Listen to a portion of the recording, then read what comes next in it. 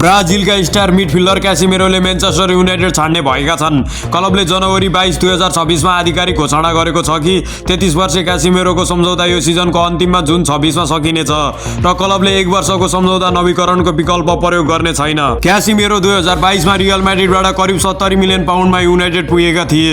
उनले 146 खेल खेल्दै 21 गोल गरेका छन् र क्लबसँग कार्बो कप तथा एएफए कपको उपाधि पनि जितेका छन्। यसबाहेक 2025मा युरोपा लिगको फाइनलमा पनि पुगेका छन्। यो घोषणा असामान्य रूपमा चाँडै गरेको छ ताकि क्यासिमेरोले आफ्नो अर्को क्लबको योजना चाँडै बनाउन सकुन् र बाँकी सिजनमा पूर्ण फोकस गर्न सकुन्।